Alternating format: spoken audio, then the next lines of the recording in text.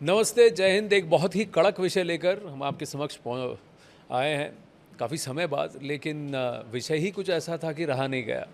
मैं आनंद नरसिम्हा और मेरे साथ हैं वरिष्ठ पत्रकार और editor convergence network 18 Brajesh Kumar Singh. Brajesh ji, ये देखिए, बप्पा की आरती की, वो भी चीफ जस्टिस चंद्रचूड़ और प्रधानमंत्री नरेंद्र मोदी ने।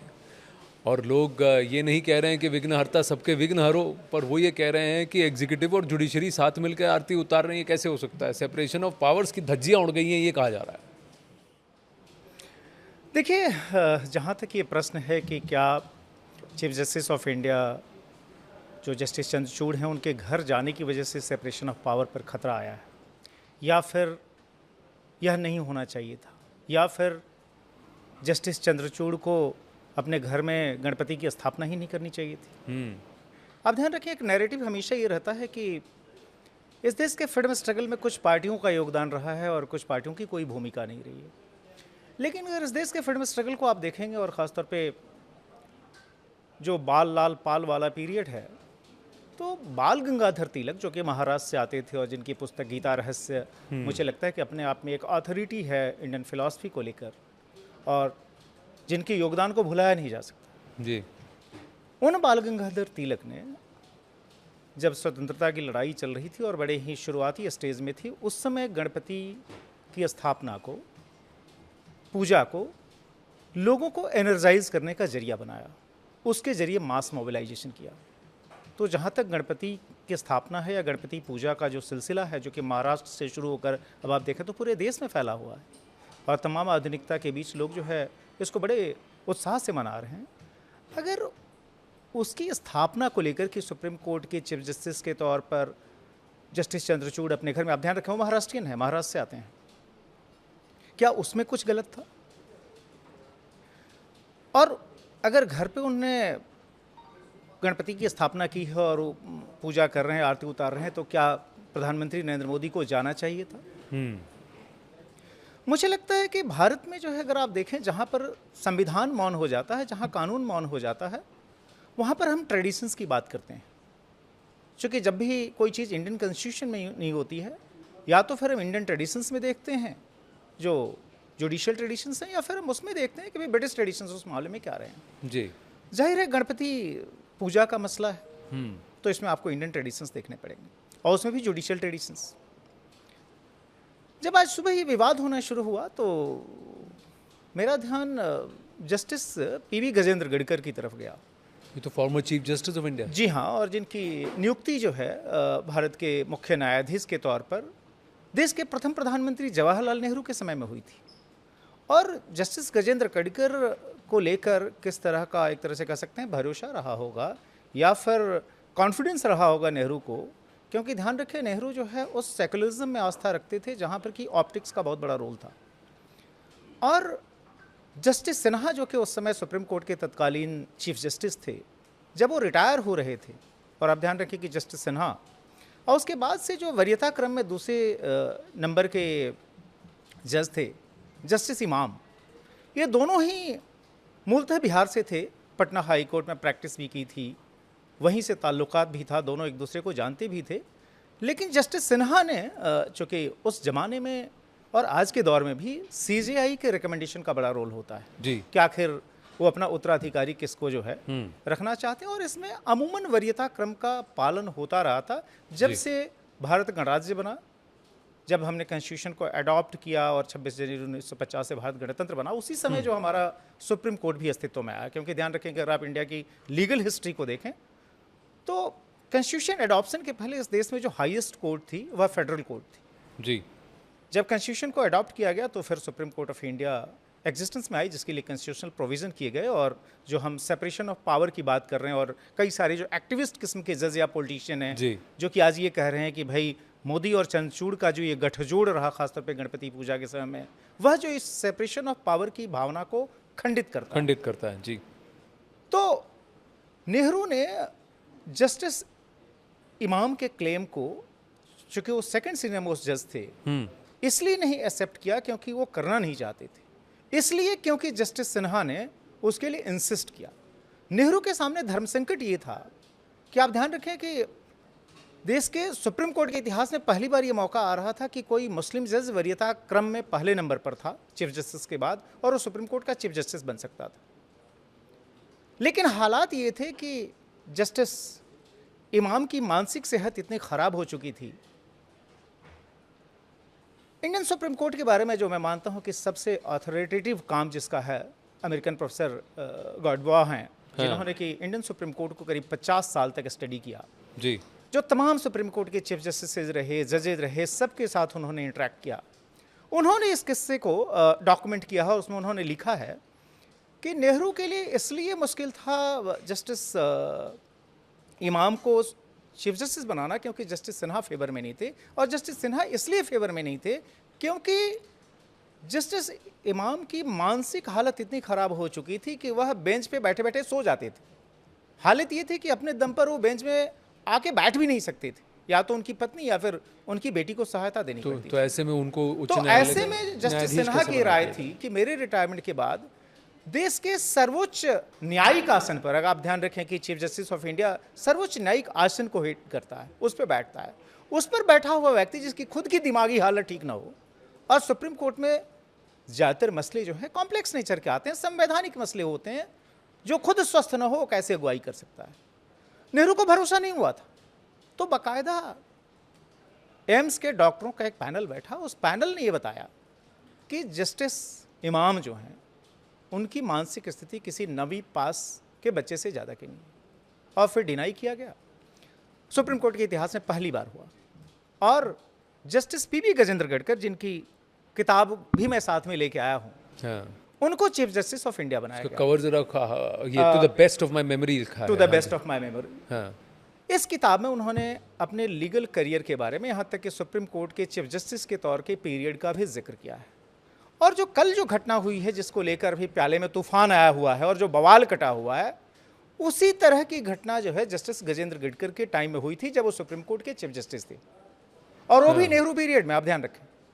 और उसमें उन्होंने लिखा है कि मैं बिठोबा, आप ध्यान रखिए कि महाराष्ट्र में काफ़ी बड़ी मान्यता है, बहुत बड़ी फॉलोइंग है, उनके कार्यक्रम में गया, या फिर मैं तिरुपति गया और तिरुपति में बड़े भक्तिभाव से उन्होंने पूजा अर्चना की थी।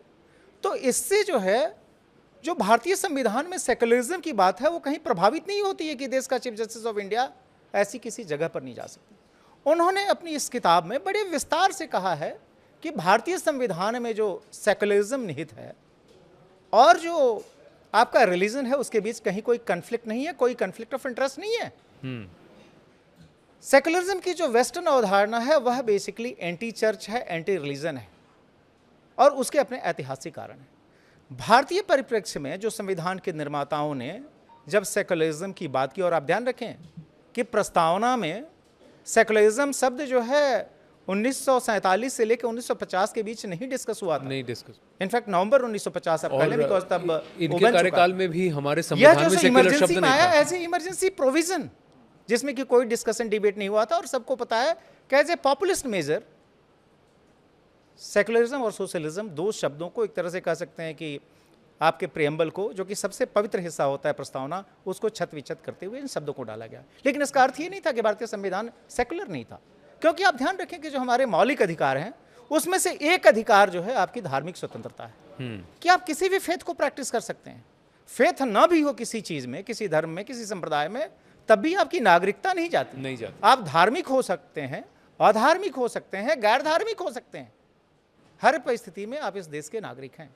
तो जब ये मौलिक अधिकार मिला हुआ है तो फिर न्याय की कुर्सी पर बैठा हुआ कोई व्यक्ति इससे कैसे जो है वंचित किया जा सकता। दूसरा ये है कि जस्टिस गजेंद्र गढ़कर ने, जो कि इंडियन फिलॉसफी के भी बहुत बड़े एक्सपर्ट माने जाते थे, उनका ये कहना था कि भारतीय संविधान में जो सेकुलरिज्म जो निहित है वह श्रीमद् भागवत गीता का सेकुलरिज्म है, जिसमें यह कहा गया है कि अगर वो कृष्ण कहते हैं अर्जुन को, हे कुंती पुत्र, अगर तुम मुझकी जगह अगर कोई किसी और भगवान में भी आस्था रखता है तब भी वो मेरी ही आराधना करता है, उससे उसका अधिकार कम नहीं हो जाता।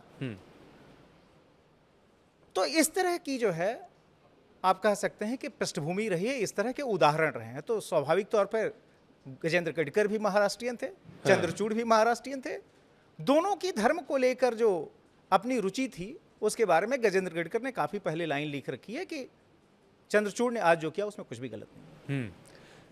अब सवाल ये उठता है कि क्या मोदी के वहां जाने से सेपरेशन ऑफ पावर, हाँ, इस पर कोई प्रश्न आया है? और मुझे लगता है कि कई सारे स्टेटमेंट आप मुझे अभी थोड़ी देर पहले जिक्र कर रहे थे, एग्जीक्यूटिव और जुडिशरी हाथ मिला रहे हैं और सामने आ रहे हैं, और ये सेपरेशन ऑफ पावर्स की धज्जियां उड़ गई हैं। ये एक्चुअली सेपरेशन ऑफ पावर्स होना चाहिए पॉलिटिकल। और इसमें कई सारे नेता हैं जो कि आप कमेंट से भी सुना भी रहे थे। जी, संजय राउत हैं उसमें, प्रियंका चतुर्वेदी हैं, कांग्रेस के नेता हैं, कईयों ने इस पर टिप्पणी की है। और यहाँ तक कि लीगल फील्ड से भी इंदिरा जयसिंह ने बात हाँ, कही है सेपरेशन सबसे पहले शायद उन्होंने ही इस पर ट्वीट किया। जी हाँ। तो मुझे लगता है कि इस संदर्भ में फिर से मैं कहूँगा कि हमें इंडिया की जो जुडिशियल हिस्ट्री है उसी में झांकना पड़ेगा। सवाल यह है कि क्या सेपरेशन ऑफ पावर इस बात से विखंडित हो जाती है कि अगर कोई चीफ जस्टिस किसी प्राइम मिनिस्टर के घर जाए या फिर प्राइम मिनिस्टर किसी चीफ जस्टिस के घर आए, क्योंकि आस्था पूजा इसको लेकर कहीं कोई विवाद नहीं है। और अगर विवाद सिर्फ इस बात को लेकर है कि भाई मोदी कैसे चले गए जो है जस्टिस चंद्रचूड़ के घर, और इसकी वजह से यहां तक कह दिया गया कि जस्टिस चंद्रचूड़ के जितने भी फैसले हैं उन सब पर जो है सो शंका की सुई उठ खड़ी होती है जी। अगर यही है तो मुझे लगता है कि एक बार फिर से हमें इतिहास में झांकना चाहिए। इतिहास में झांके उससे पहले मैं ये भी दिखा दूं कि भाई हमारे जो रीसेंट इतिहास है उस पर ये पिक्चर ट्वीट किया गया है और कहा गया है, बीजेपी की तरफ से कहा गया है कि 2009 में डॉक्टर मनमोहन सिंह ने इफ्तार पार्टी रखी और उस वक्त के चीफ जस्टिस बालकृष्णन वहाँ पहुँचे। तो वो जो है उसमें सेपरेशन ऑफ पावर्स, एग्जीक्यूटिव और पावर्स आपको नज़र नहीं आया, लेकिन गणपति रखी, किसी ने गणपति को बिठाया और फिर आपको आमंत्रित किया, आप वहाँ पहुँचे और आपसे कहा चलिए हमारे साथ आरती कीजिए, तो साथ में आरती कर दी। तो यहाँ सेपरेशन ऑफ पावर्स की धज्जियाँ उड़ गई। तो ये 2009 और 24 के बीच में यूपीए एनडीए के कार्यकाल की बात आ गई। लेकिन मुझे लगता है कि आप सिर्फ ये बहुत रिसेंट चीज़ें नहीं है। अगर मैं एक बार फिर से कहूँगा कि अगर आप इतिहास में झाँकें, हाँ, सेपरेशन ऑफ पावर क्या कहता है? सेपरेशन ऑफ पावर ये कहता है कि लेजिस्लेचर, एग्जीक्यूटिव और जुडिशरी, हाँ, तीनों की इंडिपेंडेंट एग्जिस्टेंस होगी। हाँ। हालांकि विधायिका और कार्यपालिका जो है वह एक दूसरे से इंडिपेंडेंट हो ही नहीं सकते, क्योंकि अगर आप ध्यान रखें कि जो भारतीय संवैधानिक व्यवस्था है उसमें जो सदन का नेता होता है वही जो है जी अमूमन प्रधानमंत्री होता है। हालांकि एक्सेप्शन भी रहे हैं। आप ध्यान रखिए कि मनमोहन सिंह कभी भी लोकसभा में सदन के नेता नहीं थे, हाँ, लेकिन सांसदों का बहुमत, हाँ, लेकिन अमूमन जो है यही रहा है कि लोकसभा में जो सदन का नेता है वो प्रधानमंत्री होता है। एक्सेप्शन मनमोहन सिंह जैसे हैं, है ना। तो कार्यपालिका और विधायिका के बीच तो बड़ा ही जो है एक तरह से कह सकते हैं अन्योन्याश्रय संबंध है। अब आप जो सेपरेशन ऑफ पावर सिर्फ जुडिशरी के मामले में डिमांड कर सकते हैं। आप याद रखें कि जस्टिस कानिया, हीरालाल कानिया, जो कि न सिर्फ सुप्रीम कोर्ट ऑफ इंडिया के पहले चीफ जस्टिस बने बल्कि उसके पहले वह फेडरल कोर्ट के भी चीफ जस्टिस थे। जस्टिस कानिया ने कुछ जजेस की अपॉइंटमेंट को लेकर उस समय अपना विरोध जताया था, और सेपरेशन ऑफ पावर का मिजाज इतना अधिक था। और मुझे लगता है कि खासतौर पर एक पूरा इकोसिस्टम जो ये कहता है कि इस देश में जो भी लिबरल वैल्यूज़ हैं वह नेहरू की प्रस्थापित की हुई हैं, और वो दूसरों के विचारों का कितना सम्मान करते थे। तो कानिया ने चूंकि विरोध किया कि यह इन जजों की अपॉइंटमेंट नहीं होनी चाहिए सुप्रीम कोर्ट में, या फिर उन्हें हाई कोर्ट जज भी, कई ऐसे मामले थे जिसमें कि हाई कोर्ट का जज बनाने को भी उन्होंने अपोज किया था, उसको लेकर नेहरू ने, और ये वेल डॉक्यूमेंटेड है, सरदार को चिट्ठी लिखी। सरदार यानी Sardar Patel, deputy prime minister और उस समय के तत्कालीन गृह मंत्री, कि जस्टिस कानिया को सैक कर देना चाहिए, इसको हटा देना चाहिए। ये तो आपकी शुरुआत की बात है। आप आइए उसके आगे। आप ध्यान रखिए कि आज़ादी के तुरंत बाद कई सारे जगहों पर खासतौर पे संपत्ति के अधिकार को लेकर, आप ध्यान रखिए कि संपत्ति का अधिकार मौलिक अधिकार में आता था जब हमने संविधान को अडॉप्ट किया। लेकिन जो प्रोग्रेसिव मेजर्स थे, जो कि कहे गए कि भाई जिसके तहत जमींदारी का उन्मूलन होना चाहिए, वह प्रोग्रेसिव मेजर्स जब आप लेने गए तो फिर उसके लीगल स्क्रूटनी शुरू हुई। अफेक्टेड पार्टीज जो है वो सुप्रीम कोर्ट में गई, सुप्रीम कोर्ट ने सरकार के खिलाफ वर्डिक्ट दिया। और हमारा जो है सेपरेशन ऑफ पावर में हमारी इतनी आस्था थी, इतनी निष्ठा थी कि हमने जो है उन सभी चीज़ों को जो कि सुप्रीम कोर्ट जिसको इलीगल ठहरा सकता था, जिसकी जुडिशियल रिव्यू कर सकता था, हमने उठाकर उसको 9th शेड्यूल में डाल दिया। और इसलिए डाला ताकि उसकी कोई जुडिशियल रिव्यू ना हो सके। वहां से बात आगे बढ़ते बढ़ते आप इस हद तक पहुंची कि आप ध्यान रखें कि इस देश के, अगर आप मेजर कॉन्स्टिट्यूशनल केसेस को कहें गोलकनाथ उसमें इंपॉर्टेंट केस है, प्रिवी पर्स केस है। प्रिवी जी, पर्स प्रिवी केस पर्स, में हाँ। तो हमने भारतीय संविधान की कैसी धज्जियां धज्जियां उड़ाई। उड़ा दी। आज मैं देखता हूं कई नेताओं को कहते हैं कि भाई ये जो राजे महाराजे जो थे उनका तो कोई योगदान ही नहीं था इस देश के बनने में, इस राष्ट्र के बनने में। आप ध्यान रखें कि आज का जो भारत है उसका करीब 40% हिस्सा जो है प्रिंसली स्टेट्स का था, जहां कोई कांग्रेस नहीं एग्जिस्ट करती थी। और उस समय जब भारत इवॉल्व हुआ 15 अगस्त 1947 में, उस समय उनको पूरी आज़ादी थी कि उस समय भारत या पाकिस्तान में कहीं भी शामिल हो सकते थे, और आप उनको किसी जोर ज़बरदस्ती या हथियार के बल पर नहीं शामिल कर सकते थे। न तो किसी कांग्रेस पार्टी के नेता की औकात थी और न ही जो है ऐसा हो सकता था, क्योंकि कॉन्स्टिट्यूशनल प्रोविजन ये थे कि जब ब्रिटिश जो अधिनायकवाद जब खत्म होता था तो पूरी तरीके से फ्री थे अपना भविष्य निर्धारित करने के। बावजूद इसके अगर आप 3 किस्सों को छोड़ दें, जूनागढ़, हैदराबाद और कश्मीर, तो भारत के सभी देसी रियासतों के जो राजा थे उन सब ने भारत परिसंघ जो था, यूनियन ऑफ इंडिया, उसमें अपने को मर्ज करना कबूल किया। और उसके बदले सरदार पटेल ने उस समय सोवरीन गारंटी दी। जी, उससे sovereign बड़ी guarantee गारंटी इस देश में कुछ नहीं हो सकती। संप्रभु गारंटी कि आपके जो अधिकार हैं, जो आपके प्रिवी पर्स हैं, सुरक्षित रखे जाएंगे। लेकिन एक पॉपुलिस्ट मेजर के तहत सिर्फ और सिर्फ वोट बटोरने के लिए और उस पार्टी को ध्वस्त करने के लिए जिस पार्टी में मोटे तौर पर राजा थे, जी। जो स्वतंत्र पार्टी के तौर पे जानी जाती थी, उनको नीचा दिखाने के लिए अपने प्रिवी पर्स को खत्म कर दिया, एबॉलिश कर दिया। और ये नेहरू की बिटिया इंदिरा गांधी ने अपने प्रधानमंत्री रहते हुए किया। और जब उसको सुप्रीम कोर्ट में चैलेंज किया गया और सुप्रीम कोर्ट ने प्रिवी पर्स केस में उन राजाओं के पक्ष में फैसला दिया, तो उससे श्रीमती गांधी इतनी नाराज हो गई कि उन्होंने जो है उसके बाद से कॉन्स्टिट्यूशनल अमेंडमेंट करके और जो है सो नलीफाई कर दिया, जो है प्रिवी पर्स को। और ये हुआ। हाँ। इसके बाद से बैंक नेशनलाइजेशन केस, आप याद करिए, हम सभी लोग जो आज का जो उदारीकरण का दौर है, हम लोग सब लोग उसकी प्रोडक्ट हैं। वही वजह है कि आज हम लोग न्यूज रूम में बैठ के ये डिस्कस कर रहे हैं। अदरवाइज इस तरह का जो मीडियम था, यहां तक कि टेलीविजन, यह स्टेट मोनोपोली हुआ करती थी। वहां पर जो है बैंक नेशनलाइजेशन किए गए उसी समाजवादी सोच के तहत।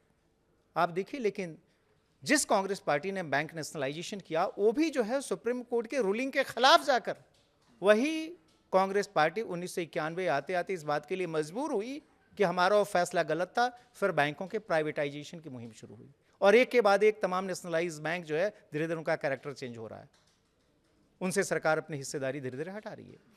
तो जब एक इस तरह के एक के बाद एक तमाम केसेस, चाहे प्रिवी पर्स केस रहा हो, चाहे बैंक नेशनलाइजेशन केस रहा हो, उसके पहले मैंने गोलकनाथ केस का जिक्र किया। ये तो लार्जर के परिप्रेक्ष्य में हुआ, लेकिन ये नेताओं का चीफ जस्टिस के साथ उठना बैठना मिलना जुलना, मैं आ रहा हूं। तो वहां पर क्या हुआ कि जब केशवानंद भारती केस, जो कि बहुत ही महत्वपूर्ण केस है इस देश के संवैधानिक इतिहास में, मैं मानता हूं कि वह सबसे महत्वपूर्ण फैसला है, अभी तक की सबसे बड़ी बेंच का फैसला है, 13 जजों की वो बेंच थी।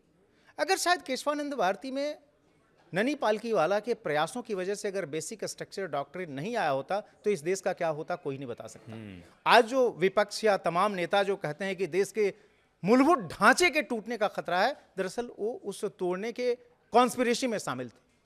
बेसिक स्ट्रक्चर जो है वह सबसे बड़ी गिफ्ट है इंडियन सुप्रीम कोर्ट की, जिसको ननी पालकीवाला ने अपने लीगल ब्रिलियंस के जरिए सुप्रीम कोर्ट से हासिल किया और जिसकी वजह से हम और आप इस तरीके से आज बात कर रहे हैं। उस बेसिक स्ट्रक्चर का जजमेंट आने के पहले जब बेंच फॉर्म हो रही थी, बाकायदा इंदिरा गांधी की सरकार ने ये कोशिश की कि उस बेंच में सारे के सारे अपने समर्थक जजों को भर दिया जाए। बावजूद इसके 7-6, यानी आप एक तरह से कह सकते हैं स्प्लिट जजमेंट, और वो भी इतना शार्प, एक वोट इधर उधर हो जाता तो पूरा जजमेंट चेंज हो जाता। जिन 3 जजों ने, जस्टिस डीके सीकरी जो है उस समय जो है चीफ जस्टिस थे, उनके मेरे ख्याल से उनके रिटायरमेंट के ठीक पहले ये जजमेंट आया था, उसके बाद से जो 3 सीनियर मोस्ट जज थे उनको सुपरसीड किया इंदिरा गांधी ने, क्योंकि उन्होंने जस्टिस सीकरी का साथ देते हुए बेसिक स्ट्रक्चर की जो थ्योरी थी, यानी केशवानंद भारती केस में सरकार जो थी तत्कालीन इंदिरा गांधी की तरह, उसके खिलाफ जाकर वर्डिक्ट दिया था। ये हुआ था, ये था सेपरेशन ऑफ पावर, ये था टॉलरेंस। और उसके आगे सुनिए, किसको आपने सुप्रीम कोर्ट का चीफ जस्टिस बनाया? जस्टिस एन रे, जो कि अगर इनमें से कोई भी बन गया होता तो व्यक्ति जो है सो सुप्रीम कोर्ट का चीफ जस्टिस नहीं बन सकता था। और जिनके जाने के बाद राम जेठमलानी बड़े ही मुफ्फट टाइप के आदमी थे, उन्हें सुप्रीम कोर्ट में एक रेफरेंस हुई थी, कहा था कि भगवान न करे कि इस धरती पर ऐसा कोई जज है। इतने महान जज थे वो। और उन्होंने क्या किया था, इंदिरा गांधी का जो इलेक्शन केस था आपको पता है, जिसकी वजह से इमरजेंसी लगी, उसमें जो उन्होंने जाकर रिव्यू करके उसमें राहत दी। आप ध्यान रखिए, एडीएम जबलपुर केस, उससे ज्यादा व्यक्तिगत स्वातंत्र के खिलाफ कोई मामला नहीं हो सकता कि आप हैबियस कॉर्पस पिटीशन मेंटेनेबल नहीं थी उस दौर में। सरकार बिना कोई कारण बताए आपको महीनों महीने जेल में रख सकती थी। वह केस एडीएम जबलपुर केस के तौर पर रेफर हुआ। जिस जज ने एकमात्र डिसेंटिंग जजमेंट दिया उसको जो है फिर से सुपरसीड कर दिया गया, और वो जज थे जस्टिस एचआर खन्ना। ये तो एग्जीक्यूटिव का इन्फ्लुएंस ओवर द जुडिशरी की आप बात कर सकते मैं हैं। पर्सनली लेकिन मैं ये कह रहा हूँ कि जहाँ ये कह रहे हैं कि पीएम और सीजेआई की क्या मित्रता है, वो एक दूसरे से मिल क्यों रहे हैं, और वो भी पब्लिकली ये ऐसे क्यों मिल रहे हैं, तो ऐसा कोई उदाहरण है? क्योंकि जो किताब आपने पकड़ी है उसमें भी क्या एक उदाहरण मैं आपको यही उदाहरण देता हूँ। ये जो है जस्टिस पीवी गजेंद्र गढ़कर, और ये शास्त्री जी का पीरियड था। मुझे नहीं लगता कि भारतीय राजनीति में या भारतीय समाज में कोई भी वैसा ऐसा व्यक्ति होगा जो कि शास्त्री जी की सूचिता और निष्ठा पर सवाल उठा सकता है। इतने सादे व्यक्तित्व के थे, इतने सच्चरित्र थे, छोटा सा कार्यकाल रहा, लेकिन उन्होंने गहरी छाप छोड़ी। यहाँ तक 1965 के भारत पाक युद्ध में भी जो सो बड़ी मजबूती से भारत का नेतृत्व किया। वह शास्त्री जी जस्टिस गजेंद्र गढ़कर से हर दूसरे दिन मिला करते थे जी। यहां तक कि गजेंद्र गढ़कर ने लिखा है कि मैं उनके पास रात में जाता था ताकि शास्त्री जी के पास जब कोई कामकाज ना हो और हम लोग बैठ के आराम से बातचीत कर सकें। कई सारे महत्वपूर्ण मसलों में शास्त्री जो है गजेंद्र गढ़कर से राय लेते थे।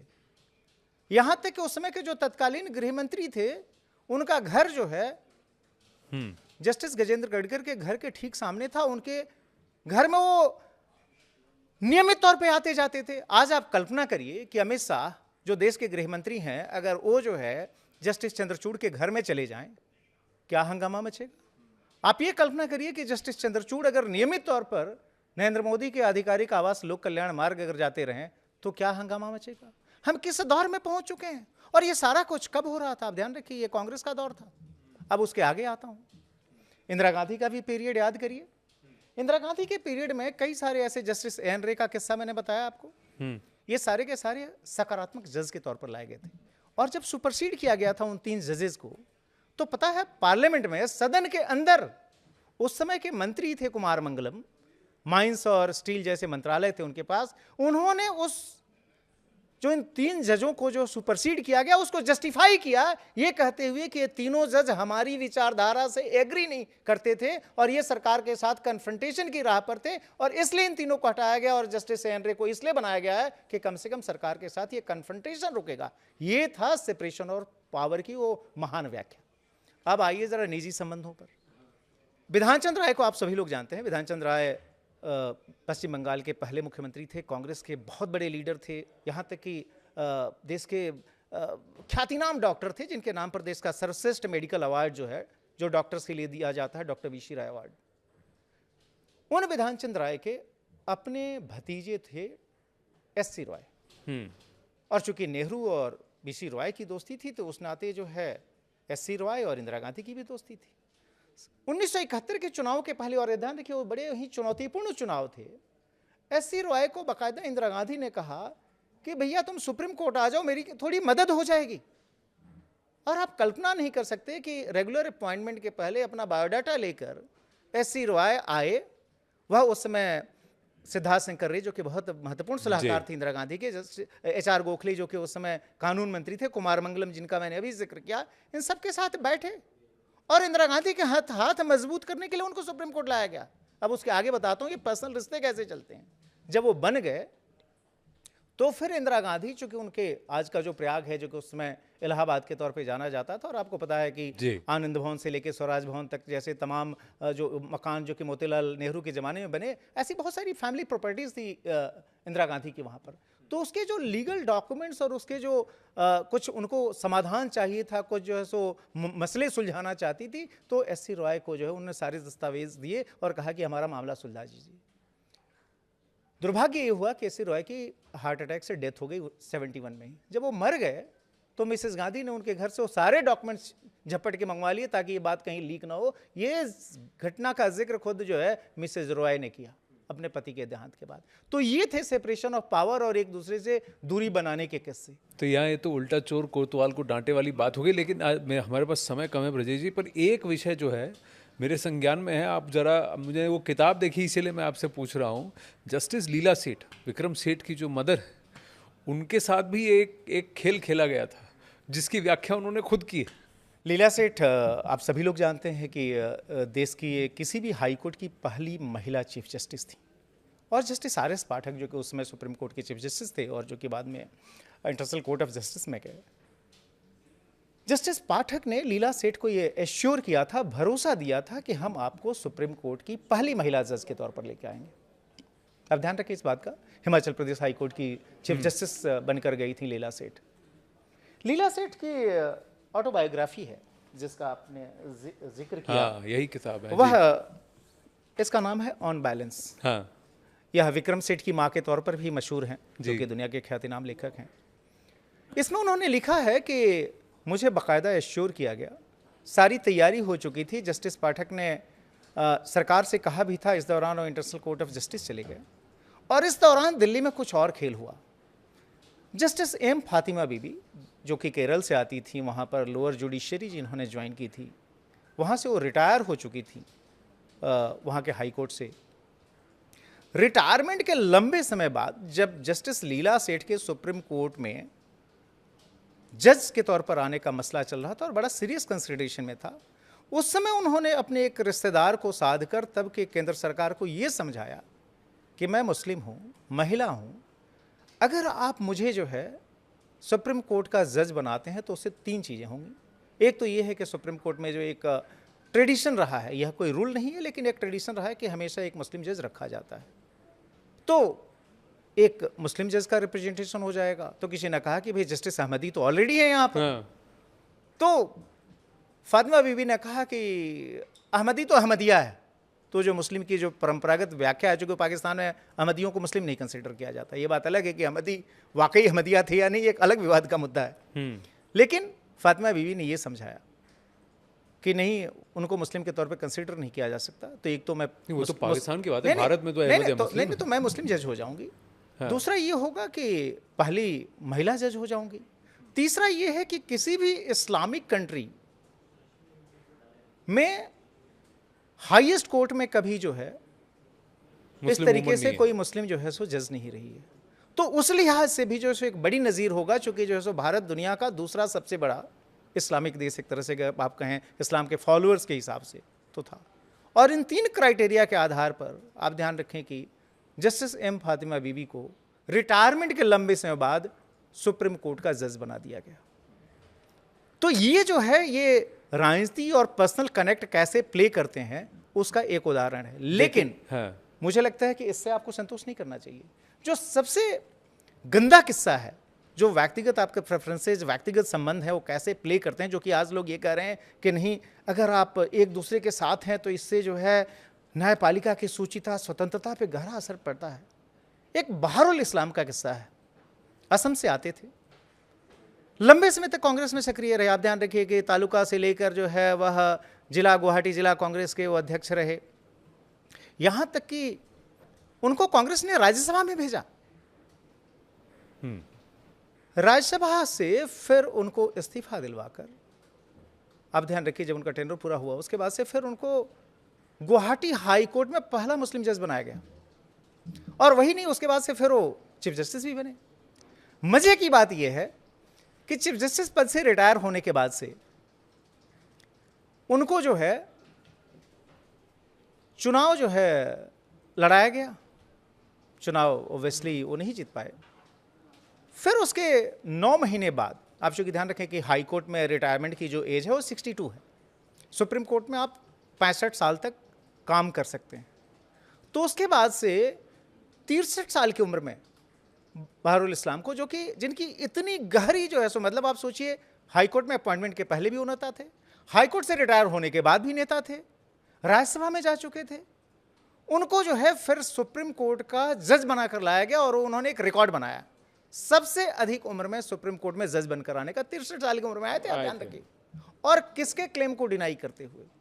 आज जो जस्टिस चंद्रचूड़ हैं, उनके पिताजी जो है, जो कि भारतीय सुप्रीम कोर्ट के इतिहास के लॉन्गेस्ट सर्विंग चीफ जस्टिस रहे हैं, उनके कार्यकाल में उनको अपॉइंट करवाया गया और वो भी जस्टिस चंद्रचूड़ के विरोध के विरोध के बावजूद। बावजूद। चूंकि जस्टिस चंद्रचूड़ जस्टिस चंदूरकर नामक जज के, जो महाराष्ट्र यानी बॉम्बे से बिलोंग करते थे और बॉम्बे हाईकोर्ट के जज थे और जिनकी कैपेबिलिटीज को लेकर किसी के मन में कोई शंका नहीं थी, पर्याप्त अनुभव था, लेकिन उनको इसलिए नहीं सुप्रीम कोर्ट में लाया गया चूंकि इंदिरा गांधी की जो सरकार थी वो ये मानती थी कि चूंकि उन्होंने गुरु गोलवलकर के अंतिम संस्कार में हिस्सा लिया था, इसलिए वो घनघोर संघी थे और ऐसे संघी को अपॉइंट नहीं किया जा सकता। उसके बदले किसको अपॉइंट किया गया? एक घनघोर कांग्रेसी को, जो कि एक प्रैक्टिसिंग कांग्रेसी था। मजे की बात देखिए, उसके बाद बात यही नहीं खत्म हुई। सुप्रीम कोर्ट से रिटायर होने के बाद से बहारुल इस्लाम फिर से राज्यसभा में भेजे गए। तो ये जो है, इस देश में जो जुडिशियल मिमिक्री रही है और पॉलिटिकल पार्टियां कैसे अपने सुविधा के हिसाब से उसका इस्तेमाल करती रही हैं, अगर इन सब किस्सों, और मैं बता रहा हूं कि ऐसे किस्से कोई एक दो नहीं है, ऐसे हजारों किस्से हैं तो फिर जो दर्ज हैं। तो अगर सुनाने बैठो तो 10 घंटे भी कम पड़ जाएंगे। इतना कहा जाए कि इस आरती को लेकर और विघ्नहर्ता की आरती को लेकर के जो बवाल कट रहा है और जो काट रहे हैं बवाल, वो जरा खुद ही अपने घर में झांक के देखें और देखें कि वहां कितना रायता फैला हुआ था पहले। ब्रजेश जी, मजा आया, यहाँ पर विराम देना होगा।